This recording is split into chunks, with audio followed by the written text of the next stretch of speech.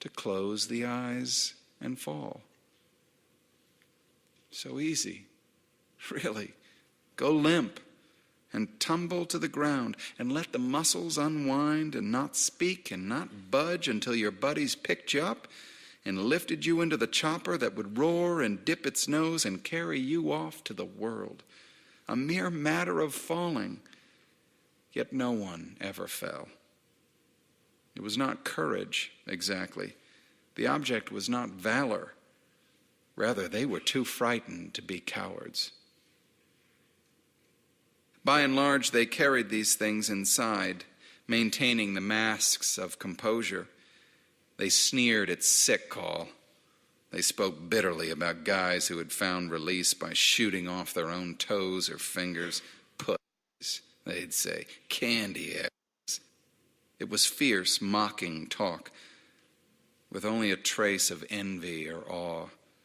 But even so, the image played itself out behind their eyes. They imagined the muzzle against flesh. They imagined the quick, sweet pain, then the evacuation to Japan, then a hospital with warm beds and cute geisha nurses. They dreamed of freedom birds. At night, on guard, staring into the dark, they were carried away by jumbo jets. They felt the rush of takeoff. Gone, they yelled. And then velocity, wings and engines, a smiling stewardess. But it was more than a plane. It was a real bird, a big, sleek silver bird with feathers and talons and high screeching. They were flying. The weights fell off. There was nothing to bear. They laughed and held on tight, feeling the cold slap of wind and altitude, soaring, thinking, it's over. I'm gone. They were naked. They were light and free. It was all lightness, bright and fast and buoyant, light as light, a helium buzz in the brain and giddy bubbling in the lungs as they were taken up over the clouds and the war, beyond duty, beyond gravity and mortification and global entanglements. Sin Loy, they yelled. I'm sorry, motherfuckers, but I'm out of it. I'm goofed. I'm on a space cruise. I'm gone. And it was a restful, disencumbered sensation, just riding the light waves, sailing that big, silver freedom bird over the mountains and oceans, over America, over the farms and great sleeping cities and cemeteries and highways and the golden arches of McDonald's. It was flight.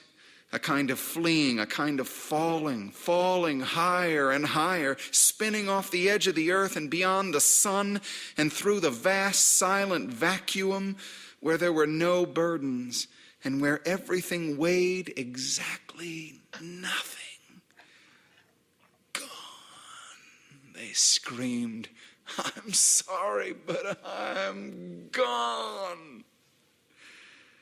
And so at night, not quite dreaming, they gave themselves over to lightness. They were carried. They were purely born. On the morning after Ted Lavender died, First Lieutenant Jimmy Cross crouched at the bottom of his foxhole and burned Martha's letters. Then he burned the 2 photographs. There was a steady rain falling, which made it difficult. But he used heat tabs and Cerno to build a small fire, screening it with his body, holding the photographs over the tight blue flame with the tips of his fingers. He realized it was only a gesture, stupid, he thought, sentimental too, but mostly just stupid. Lavender was dead. You couldn't burn the blame. Besides, the letters were in his head. And even now, without photographs, Lieutenant Cross could see Martha playing volleyball in her white gym shorts and yellow T-shirt. He could see her moving in the rain. When the fire died out, Lieutenant Cross pulled his poncho over his shoulders and ate breakfast from a can.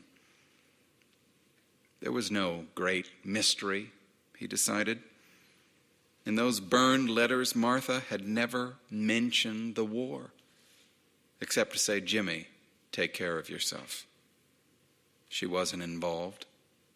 She signed the letters love, but it wasn't love. And all the fine lines and technicalities did not matter. The morning came up wet and blurry. Everything seemed part of everything else, the fog and Martha and the deepening rain. It was a war, after all. Half smiling, Lieutenant Jimmy Cross took out his maps.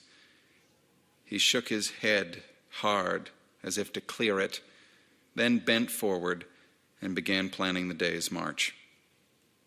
In 10 minutes, or maybe 20, he would rouse the men, and they would pack up and head west, where the map showed the country to be green and inviting.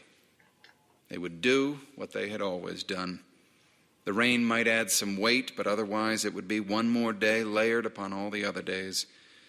He was realistic about it. There was that new hardness in his stomach. No more fantasies, he told himself. Henceforth, when he thought about Martha, it would be only to think that she belonged elsewhere. He would shut down the daydreams. This was not Mount Sebastian. It was another world where there were no pretty poems or midterm exams, a place where men died because of carelessness and gross stupidity. Kiowa was right. Boom, down, and you were dead. Never partly dead.